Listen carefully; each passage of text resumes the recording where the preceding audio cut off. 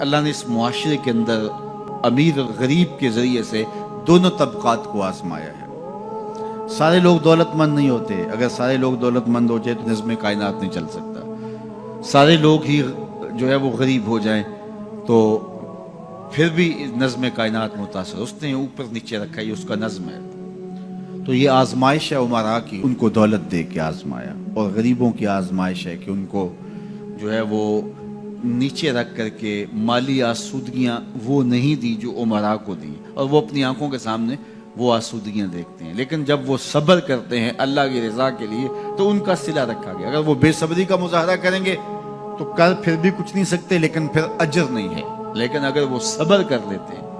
کہ یہ اللہ کی تقسیم ہے کہ ان کو زیادہ دیا۔ عمومی طور پہ یہ ہوتا ہے کہ جن کے پاس زیادہ نہیں ہے وہ زیادہ دیے گئے لوگوں کے ساتھ حسد میں مبتلا ہو کر کے اپنی زندگی کو خام خواہ کی اذیت میں مبتلا کر لیتے ہیں۔ ایک مالی کمی اور جو ہے وہ ایک ضعف ان کے پاس موجود ہے، اور دوسری یہ بیماری اپنے ساتھ خود جوڑ لیتے ہیں، تو گویا وہ دو آتشہ تکلیف ہو جاتی ہے ان کی۔ تو وہ ایک مالی ضعف میں مبتلا ہیں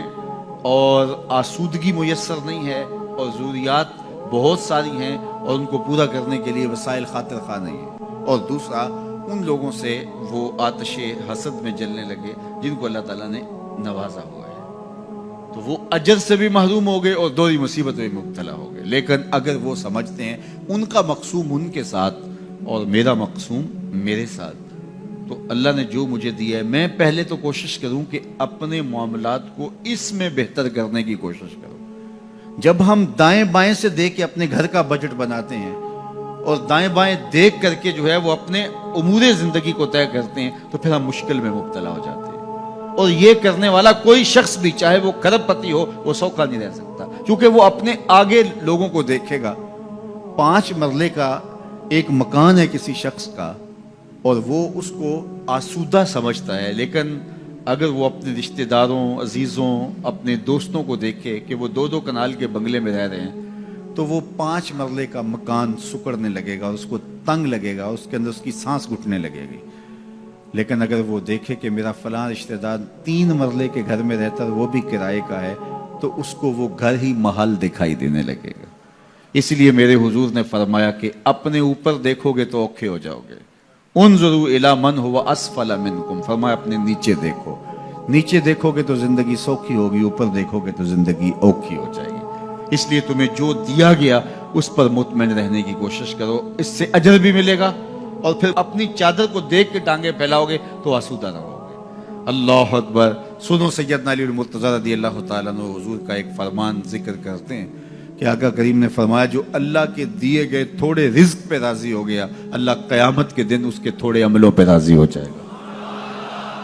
کتنا اچھا سودا ہے، جو اللہ کے دیے گئے تھوڑے رزق پہ راضی ہو گیا اللہ اس کے تھوڑے عملوں پہ راضی ہو جائے گا۔ میرے بندے تو بندہ ہو کے راضی ہے، تجھے ضرورت تھی پھر بھی راضی ہے، تیرے بچوں کو دوا چاہیے تھی، تجھے اچھا گھر چاہیے تھا، سر ڈھانپنے کے لیے چھت چاہیے تھا، تو پھر بھی راضی ہے، کوئی بات نہیں، اللہ نے مجھے جس حال میں رکھا میں واہ خوش ہوں اس حال میں، تو بندہ ہو کے راضی ہے، تجھے ضرورت تھی پھر بھی راضی ہے، میں تو رب ہوں اور مجھے ضرورت بھی نہیں ہے تو میں بھی تیرے اوپر راضی ہوں۔ تو اللہ پر راضی ہونے کا جو فن سیکھ جاتے ہیں وہ زندگی گزارنے کا فن سیکھ جاتے ہیں۔ تو خامخواہ اپنے آپ کو مشقت میں ڈالنے کی بجائے جو میسر ہو اس میسر پر اللہ تعالیٰ کا شکر ادا کرنے کی عادت ڈالنی چاہیے، ورنہ اس سے بھی زیادہ تکلیف آ سکتی ہے، تو پھر یہ ماحول اور یہ حیثیت انسان کو جنت لگے گی۔